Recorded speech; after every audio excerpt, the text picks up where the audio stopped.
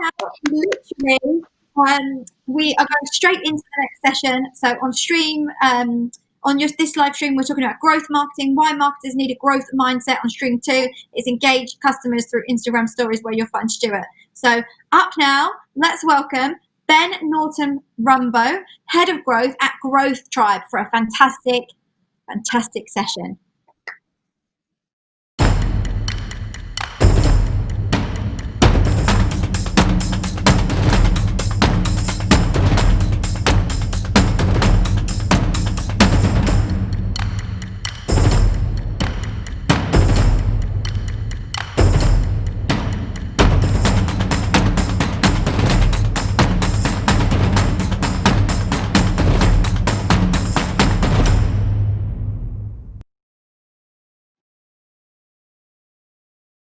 Hi everyone, my name's Ben. I work at Growth Tribe, and I'm really excited to kind of do this kind of 25-minute growth marketing power session for you guys today, and kind of take you beyond the buzz and all the noise that kind of goes with growth hacking, and kind of dive deeper into the process and all of the semi-scientific stuff that goes along with it.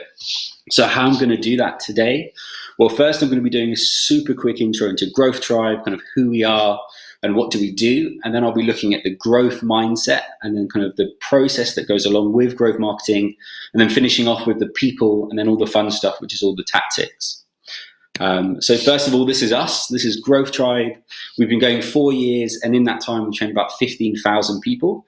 It sounds pretty good, but actually we have a pretty audacious goal of training 1 million people in 10 years, so we still have some way to go. But at Growth Tribe, we're really passionate about two things. The first is to change the perception of marketing, and the second is to close the digital skills gap. And this is the digital skills gap. So kind of when we first started our careers, it was kind of good enough to know a bit about SEO, email, or social media, and then we needed to know a bit more about UX, prototyping, and then it was maybe a bit of A/B testing, front-end and back-end code. But now if we really want to be successful, we need to know about AI, machine learning, natural language processing. And there's no doubt that we miss out on a lot of these skills along in our careers and our day-to-day. And that's why we exist. We exist to fill in the gaps. So how we do that at Growth Tribe is in 3 main principles. So the first one is kind of by speed learning. And you're going to get a little taster of that today as I go through 100 slides in 20 odd minutes. The second one is practical. So we believe learning by doing, kind of hands-on skills, working on your business. And last but not least, it's cutting edge. You know, if we find a tool today, it'll be in the course next week. And looking at some of the companies that we've trained in the last 4 years, you probably won't be surprised to see on the bottom left kind of the smaller startups, which is where growth hacking really grew from. You kind of think of Silicon Valley. But you might be surprised to see kind of the larger organizations kind of implementing this process within their teams. Okay, so that's enough about kind of Growth Tribe. I'm now going to jump into growth marketing, and I'm going to be doing that by going through the growth marketing transformation pyramid. And that all kickstarts with the mindset. And to do that, I'm going to talk about probably one of the most infamous growth hackers of all time. It's this guy. If you don't know his name is Dikuru Kobayashi, and he is infamous in the community for his ability at eating hot dogs. That might sound surprising, but he is so damn good at eating hot dogs that he doubled the world record from 25 hot dogs in 12 minutes to 50 hot dogs in 12 minutes. And he's the third of the size of his competitors. You know, he's 58 kilograms. There is no possible way that Dikuru should have done this. But actually, kind of 3 months before the contest, he started experimenting, and he found 2 hacks that absolutely blew away the competition. So the first hack he found was he actually realized if you separated the sausage from the bun, you could get 2 sausages and slide it down your throat at the same time. You know, it's kind of highly disgusting, but it's also highly effective. And the second one, he realized that kind of studying the rule book, you could have water kind of for any apparent reason, not just for drinking. So what he did is he'd take the bun and he'd dip it into the water, forming like a mushy paste, essentially like pre-digesting it, and they're far easier to swallow. You know, and these 2 hacks combined absolutely blew away his competition. And you can kind of see the moment where they kind of realize, actually, this is all over. We have no chance to compete with him. It's just right there. So we have a really nice saying at Growth Tribe: if you're growing a company today, you better learn to eat hot dogs fast. Taking this kind of back into the business world, these numbers below these brands actually represent the number of experiments they're doing per year. And if we dive deeper into Amazon, this is a letter that Jeff Bezos sent his shareholders, and he literally attributes their success to the number of experiments they do per year. And it ends really nicely. He goes, being wrong might hurt you a bit, but being slow will kill you. And this is really important. If we go back to Takuru, the next year he went into the hot dog eating contest and he didn't win. His competition copied his tactics and blew him away. And it's showing that innovation in itself isn't enough for sustainable growth. You need to keep on experimenting. And luckily for Takuru, that's exactly what he did. He kind of diversified into pizza eating. He did 97 burgers in 8 minutes, and he even did the dumpling contest. So kind of good news for Takuru there. So now we're going to jump into the process, which this is where growth marketing really becomes kind of semi-scientific. And to do that, I'm going to walk you through the GROWS process, which is something that we've developed at Growth Tribe. And it kickstarts with G, which is all about gathering ideas. This sounds super simple, but the amount of organizations that I've gone into and they go, look, we encourage our employees to come to a meeting at Friday at 4 p.m. with their ideas to drive growth for the next 6 months. That just doesn't work. You need a space where all of your employees can put their ideas down, whether that's kind of cycling to work or it's kind of while they're making a cup of tea. And for example, this is what we use at Growth Tribe. This is kind of called the GROWS app. And we encourage all of our employees to put down their ideas, no matter their role. And the different colors represent different parts of the customer journey that idea attributes to. So we build up a backlog of experiments or ideas, and then we need to rank them, because to be honest, quite a few of them will be pretty crap. So we need to rank them, and we do that using cross-functional teams. So in this photo, we have sales, HR, marketing, and the training department. And they'll rank all of those ideas according to a prioritization framework. There's quite a few of them out there, but I'm just going to talk about pies. So what they'll do is they'll take an idea and they'll go between 1 to 5, what is the probability of this idea succeeding? What's the impact it will have on that metric between 1 to 5? And how easy is it to do? Can we do this in-house, or are we going to have to get an agency? They times it all together and they get a score. The higher the score goes to the top of the kind of GROWS app, and this represents their low-hanging fruit. These are the experiments they should be starting first. And this is really important, because if we look at a whole year and then we take away, there's 365 cubes here, and if we take away kind of public holidays, paid vacation, weekends, we're only left with 21 and a half sprints. And if you're in a larger organization, often you kind of work in 4-week sprints, and you have even less time. So once we kind of rank those experiments, we need to outline them. And this is where we need to use an experiment sheet.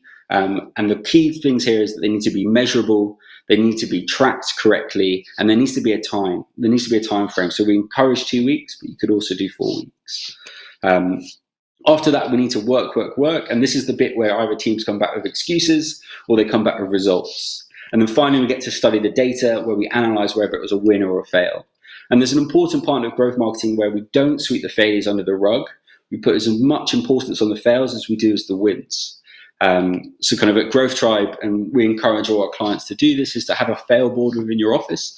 And at the 10th fail, you kind of have a party. We're not always negative. We also have a win board, but it's just setting that right environment in the team. But once you kind of start implementing rapid experimentation within your organization, this is what it will look like. At the start, you're not going to be getting many wins, and you'll probably have a few losses because you're just getting the hang of this new way of working. But then you might get your holy shit moment. Why weren't we doing this before? That will open up kind of more opportunities and maybe revenue to invest in the experimentation process. But actually, on this graph, the most important line is the blue line, because the more experiments you do, the more learnings you get, and that will increase your compound growth over time. So now we've done the mindset and the process, we're going to jump into the people. And first of all, I'm going to differentiate the differences between traditional marketing, product, and kind of growth marketing. And to do that, I'm going to be looking at the pirate funnel, which is kind of a combination of awareness, acquisition, activation, retention, referral, and revenue.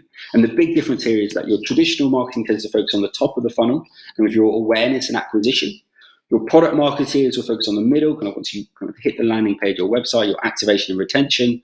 But as growth marketeers, we're full funnel marketeers, so we'll focus on each and every step of the customer journey. How we spend our budgets is also quite different. So traditional marketing is what we call a cannonball approach, which is long and large campaigns. But for us, it's what we call the sniper approach. It's always testing and validating before we spend more money. So we'll have an idea and then we'll validate it. And then we might actually end up spending the same amount of money. It's just that we've de-risked that idea before we spend the money. And these are kind of the top skills that make up a good growth team. So it's a combination of data and testing, creative marketing, coding and automation, and behavioral psychology. And we've actually mapped out kind of the top skills for 2020. And we encourage people to become T-shaped marketeers. So where you have your specialists. So this is kind of an example of a T-shaped marketeer where they have specialist skills in content marketing and lifestyle marketing, but they have a breadth of knowledge of kind of front-end code and UX. And having this breadth of knowledge helps you have better experiments. I'm going to show you kind of a real-life example of why this is important. So this is TomTom. You might have heard of them. They're kind of like the navigation company, and they now kind of sell their software. But what they had is they sent a team of 8 with a mix of backgrounds kind of on a course. We ran a capability scan on that team, so we kind of analysed where their skill sets currently are, where they could improve, and this is kind of what it ended up as. So the dark blue represents the skills that they feel confident in, where they're specialists, and the lighter is where they have kind of no understanding. So that at the moment they've only kind of really got one skill each, but after T-shaping, this is what it looks like. They're far more comfortable having different conversations, and the results are fantastic. So with TomTom, the pain of this team of 8 were that their quarterly email campaigns were declining, their landing pages were not conversion-centric, and this team of 8 redesigned that, and they saw a 50% increase in sales. And this was on their 8th or 9th experiment. And for a company like TomTom, that equated to 9 million euros, so pretty impressive. Another company I want to talk about who kind of did something similar is a company called Van der Bron. They're an energy company, a lot smaller. And what they did is they sent a team of 3 on a course, and it was marketing designer and developer.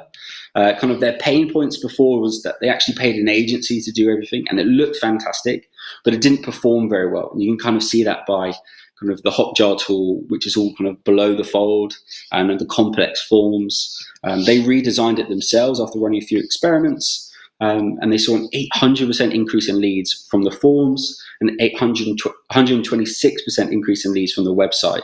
And this equated to €250,000 in revenue. So it just shows it doesn't matter the size of the team, it's still possible to achieve results. Okay, so we kind of covered the mindset, the process, the people, and now we're going to move on to the fun stuff, which is kind of all the tactics and how companies have implemented their experiments and the findings that they've had. And to do that, I'm going to be walking through like different experiments from the Pirate Funnel that we visited earlier. And to kickstart, I'm going to be talking about awareness. And I want you to have a quick think about like how many ads we're exposed to on a daily basis. Because it can be anywhere in between 250 to 5,000 ads per day. And this has developed into something called banner blindness, which is where we're not even paying attention to all the ads that we see. And kind of for traditional marketing, this is a bit of a problem. But for growth marketers, this is an opportunity. How do we cut through the noise to find new and meaningful ways to connect with our customers? So it's a little story about Growth Tribe. When we first launched in London 2 years ago, we were still a bootstrap company. So we didn't have the money to spend on kind of expensive LinkedIn campaigns, but we wanted to create an awareness piece so people could see and understand a bit more about Growth Tribe. So what we did initially is we got our founder to kind of do a post online, and that got 16,000 views. I'm not sure if you can see at the bottom. And then we read a little bit more about the LinkedIn algorithm and realized that it quite liked emojis. So we got another colleague to do a post that got 50,000 views. And then we put all of our learnings together from the 2 weeks, did a final post, which had emojis, call to actions, relevant content, and that got 250,000 views. And we didn't spend 1 penny on advertising, just trying to create a buzz around the brand. Another really nice example is from a company called Adzuna. It's like a job-based marketing platform. And what their pain was is they had loads of marketing jobs, but no one was really applying for them. So what they did is they created a tool, which is pretty cool. You upload your CV into this tool and it would give you a score using natural language processing. And unfortunately, this isn't my score, this is David's score, but David got scored £102,000. But what was really clever about Adzuna is they actually inflated this score by 20%. So in reality, David was only worth £80,000, but they just put it as 102 to create that pain. You can see, you might be able to see there's a little call to action under the score. It goes, wow, email my boss. What they want you to do is create that pain that you go back to your boss and go, look, I'm worth 100 and you're only paying me 80. what's going on? Your boss goes, no, you're only worth 80. You go back to Adzuna and you start applying for jobs. This closed a 20k lead gap for them, so it worked really well. But this is what we do call smart and sneaky. It's like your booking.com tactics. The next one is we're going to look at acquisition. And what's really important to note is that Microsoft did probably one of the most comprehensive studies on all websites. It's like 100,000 websites. And they found that within the first 5 seconds, 97% of your customers have left your website. And it just highlights that we have really, really limited attention spans. In fact, the NBA even think about shortening games just to keep up with us. So we're going to play a little game. I'm going to show you a landing page, and I want you to think about what this website does. I'm going to give you 5 seconds. We're going to run a 5-second test. So here we go.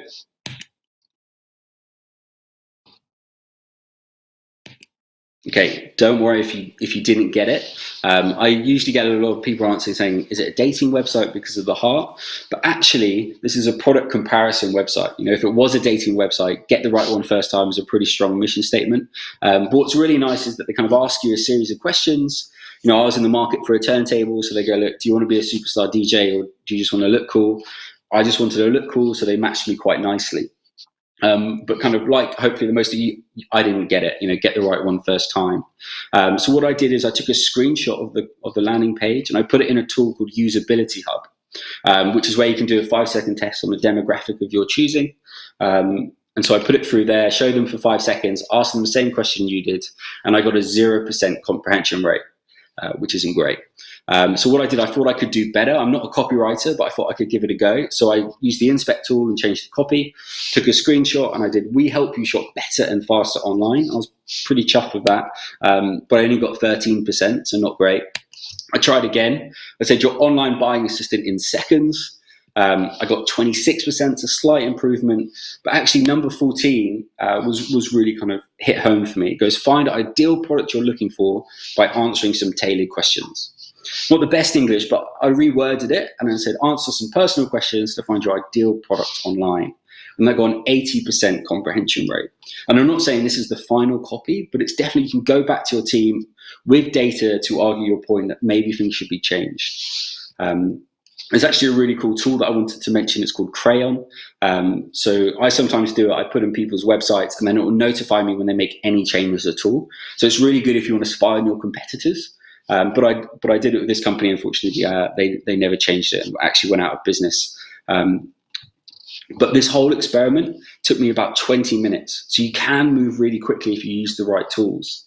We're going to do this again. The last time we're going to do this with a different website. And I'm going to show you the results that happen when I use Crayon. So again, I want you to think more about what the USP of this is. So I'm going to show you for 5 seconds. Hopefully you're ready.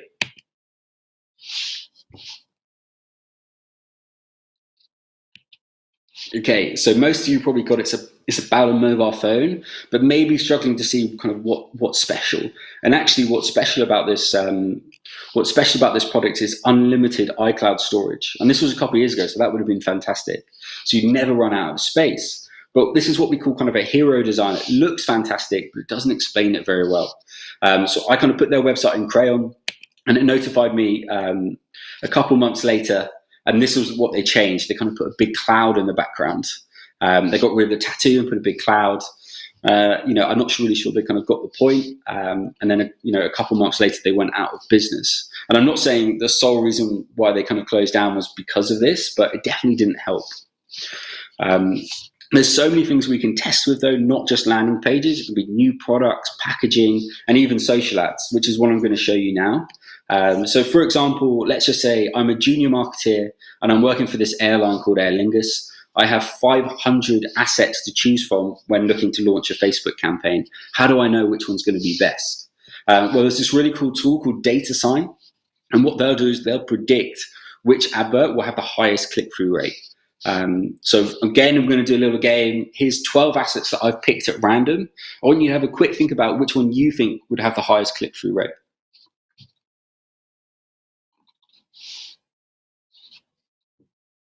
Okay, well, hopefully most of you pick number 5 because that is the correct answer. But what's really cool about DataSign is they tell you why it's going to be appealing. So this had a 54% general appeal. And what they liked about it was it's kind of tourism, there's a landmark. What they didn't like about it was the typography, which is what I completely agree with. And actually, I want to show you a real life example where we've used and tested data science to make sure it works. This is a company called Waterkarten. It's like a Google Maps for the Netherlands using their water canals. And what they had is they had a junior marketer who had 56 assets to choose from before launching a Facebook campaign. And so he ran all 56 on Facebook, and this was his actual ranking. So on the left is data science prediction, and on the right is the actual click-through rate. So data science managed to predict the top 5 out of 56 for the highest click-through rate on the Facebook campaign. So it's not exactly right, but you're armed with so much more data before making your decisions. So it's a really useful tool to kind of get to know and understand. So next we're going to be looking into kind of psychographics. You might have heard of kind of demographics or looking at people's geographics, but maybe not targeting people based on psychographics. And there's something important, I'm going to explain to you why this is important by, again, doing another little game. I'm going to show you kind of a list of kind of socio-demographic stats, and I want you to kind of pick the person who you think it is. So to start with, they were born in 1948. They were male. They were born and they also grew up in England. They've been married twice, has children, wealthy, invests in real estate, lives in a castle. If the penny hasn't dropped, we're talking about Prince Charles, but we could also be talking about the Dark Prince, Ozzy Osbourne. And what's really important here is, you're not going to target them with the same messaging because they're probably interested in very, very different things. So it's not just good enough to do kind of demographics anymore. We can also target them based on their psychographics. And there's a really nice example from a bank we worked with called Unibank. And what they did is they built 3 different ads based on kind of people's personalities. So if you're an extrovert, you'll have seen one ad to the others. So the extrovert ad is kind of all in red. There's loads of people like hanging out together. There's exclamation marks. It goes enjoy life, etc. The introvert ad is kind of one person by themselves. It's live at your own pace, independent, reliable, worry-free. And then we have the agreeable ad, which is kind of everyone touching everyone, and it's in yellow. And there's like words like harmony. From their first experiment, they saw a 22% increase in sales, which is fantastic. Cool. So now we're going to look at activation. And to do that, I'm going to be talking about the wow moment, which is where kind of your customer first gets your product or service. And to kind of bring that to life, Tinder say your wow moment with Tinder was when you first got your match, not when you kind of logged on. When you first got your match, that was going to keep you coming back. Apple kind of also said, as soon as you moved away into a touch screen, that was your wow moment. You wouldn't go back to BlackBerry. So we have a little tip, which is where you flip acquisition and activation. So you get the customer to experience your wow moment first before you make them sign up for anything. And there's a really nice example from a company called Wealthfront, which is kind of invest your money, and they ask you a series of questions like what's your risk appetite, and then they literally tell you exactly what they're going to do with your money. So you could go off and do this yourself, but what they want to do is build up that trust that you actually just click that call to action and continue forward. You also see this a lot when you're building your own website using our website tool. Sometimes they get you to build your website first, so you've invested and see how amazing it is, and then they'll get you to pay. And then the last story that I'm going to talk about is a company called Mr. Green. It's a B2B car leasing company in the Netherlands. And this was their website. It looks really nice, but there's just loads of exit links for me. If you could speak Dutch, they want you to click on the white button. Once you get here, you kind of get to an explanation of what a Tesla is. You then get to a form. You then get put into an Excel spreadsheet, and then a salesperson will call you from the showroom. The whole sales cycle between about 3 to 6 months. So what we had is that we had a junior marketeer come on the course, and they mapped out 7 experiments. And their first 5 were a complete failure, but that's completely fine. That's the whole part of growth marketing. It's the win and the failures. But his 6th proved to be a big win. And his hypothesis was, can we create a fully online self-service model? And he realized that if he was going to do this, navigating internally, he would have to overcome kind of the immune system, maybe a bit of legal and branding. He'd also have to overcome any hurdles like the C-level mindset or maybe his lack of execution skills. It could take him about 3 months to really kind of validate this. And as growth marketers, we like to kind of ask for forgiveness rather than permission, and that's exactly what Max did in this case. He set up his own traffic using Facebook ads. He built his own landing page using Unbounce. He automated the lifecycle of MailChimp, and he captured all of the data using a really nice Typeform. And this is what Max built. And it's definitely not going to win any design awards, but it's really clear and simple. We went from 20 exit links to 1 call to action. I actually think Max put himself in this picture. But then this is what Max took you to. He took you to his Typeform, which is where you kind of started personalizing your card to the specs that you required, building up that emotional attachment already. And this took Max 2 days. It was one person, and it cost him about 180 euros using kind of tools and adverts and stuff. But he had one hard sale in 24 hours. So he reduced it from 3 to 6 months to 24 hours. But Max's version was definitely not the finished product. It didn't look that good, if we're just being honest. So he took all of his findings back to the company, and what they did is they built a new customer journey based on Max's experiment. And this is now what Mr. Green looks like today. And what's really cool is that they've now seen an 800% increase in leads. And a nice little story for Max is that he got promoted to head of growth. So kind of good news for Max there. So just kind of finishing off, at Growth Tribe, I would say it's never been a more scary and exciting time to grow companies. There are so many opportunities, but also pitfalls. We need to be less like Kodak and just kind of sitting on everything that we have, and be more like Takuru. How Kobayashi are experiments. Are we thinking outside the box enough? Are we empowering people in our team to really go out there and execute?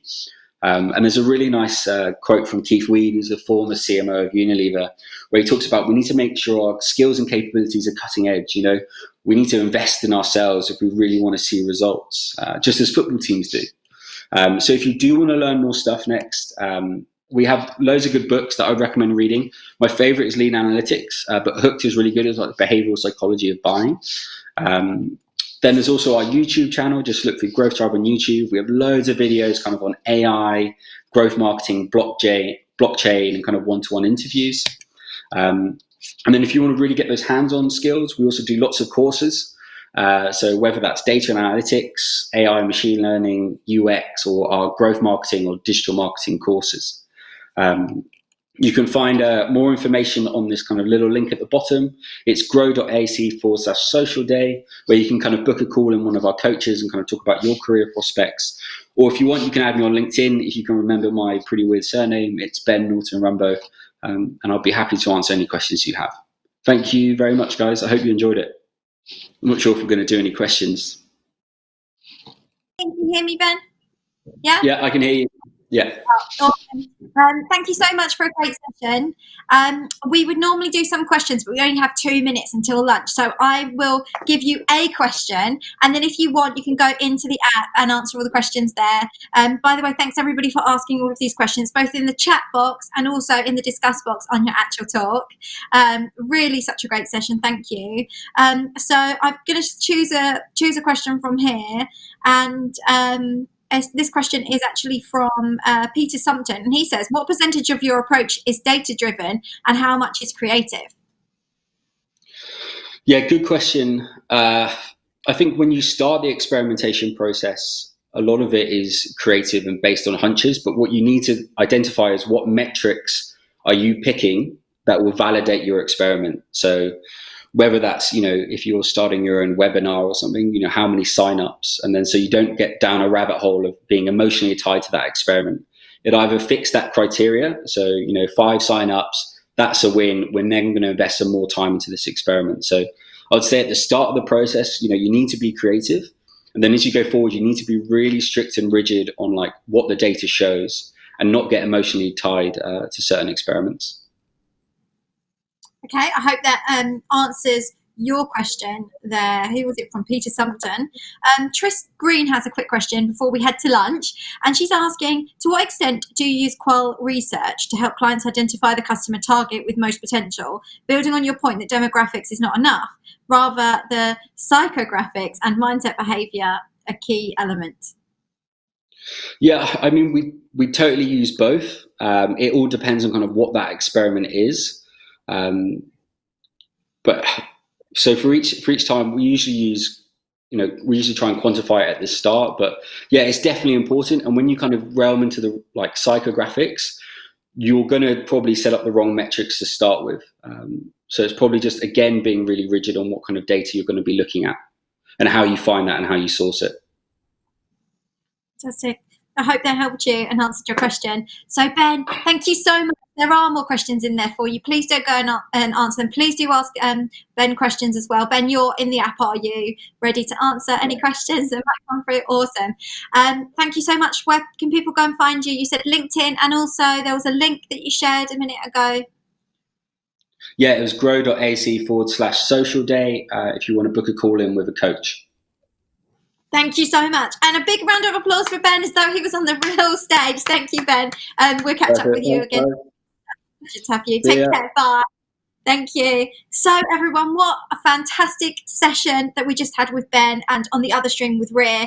It was so great to see so much interaction this morning. So now we're going to head off into lunch, and this is your chance again to please go and connect with the booths. I don't know if this is live yet, but I'm going to say it anyway.